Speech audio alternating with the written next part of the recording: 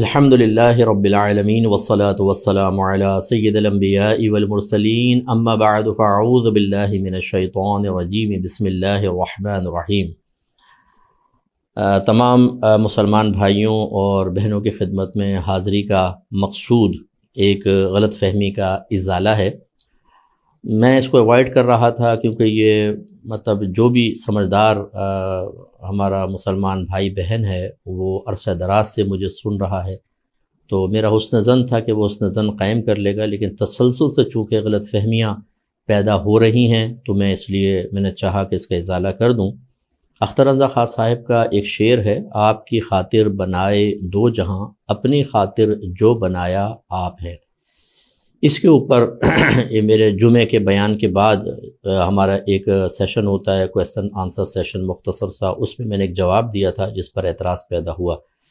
پہلے تو آپ تھوڑی سی ایک بات سمجھ لیجئے، یہ آپ میرے جو ساتھ کیو ٹی وی پہ نعت خوان وغیرہ بیٹھتے ہیں ان سے بھی آپ پوچھیے گا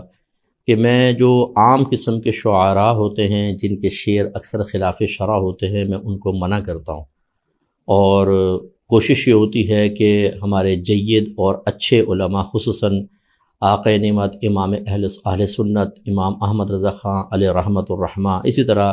مولانا حسن رضا خان صاحب ہیں، اختر رضا خان صاحب ہیں اور دیگر، ان کے اشعار پڑھے جائیں، اور یہ آپ معلوم کر سکتے ہیں۔ تو ایک تو یہ تناظر کہ اس قسم کے اشعار کہ اگر ہمیں کوئی شک ہو کہ یہ کسی غیر عالم کا شعر ہے تو میں اس کو اکثر روک دیتا ہوں اگر اس میں کوئی چیز ایسی ہوتی ہے تو۔ دوسرا، ہمارا مسجد کا ذرا ماحول آپ سمجھیے، ہمارے پاس اطراف میں تمام آفیسز ہیں، پڑھے لکھے لوگ آتے ہیں،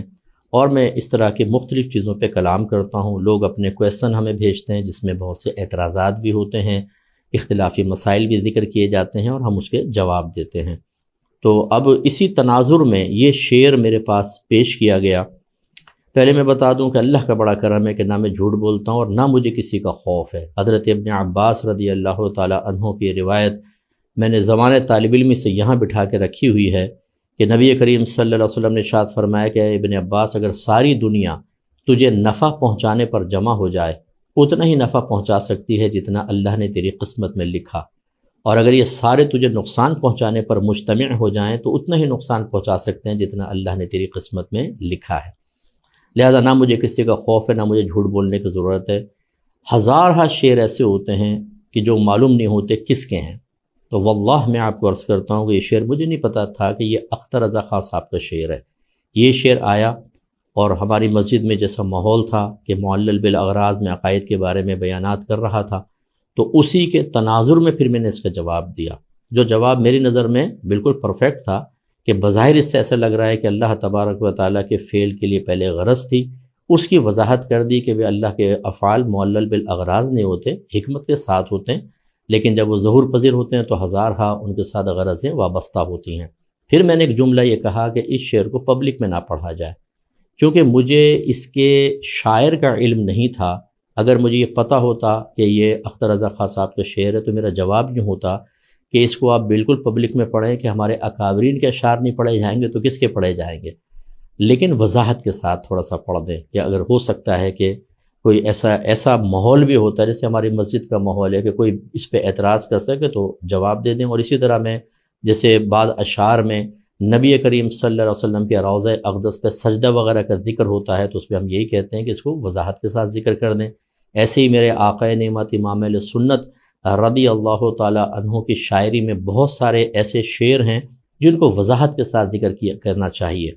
تو مقصود کوئی خدا نخواستہ منع کرنا نہیں تھا، میں کیوں منع کروں گا؟ اب میں آپ سب سے کہتا ہوں جتنے اعتراضات کر رہے ہیں، حسن ظن ہے میرا کہ اللہ کے لیے ہی کر رہے ہوں گے۔ 32 سال ہو گئے مجھے تقریباً کام کرتے ہوئے، تقریباً، اور 20 سال تو اعلانیہ کیو ٹی وی پر۔ مجھے ایک کوئی ایسی مثال بتائیں جس میں نے اپنے ان بزرگوں کے خلاف کوئی بات کہی ہو۔ جب نہیں ہے تو اس کا مطلب ہے کہ آپ کو اس پہ دلیل قائم نہیں کر سکتے، کہ قرینہ قائم نہیں کر سکتے کہ کوئی دل میں بغض ہے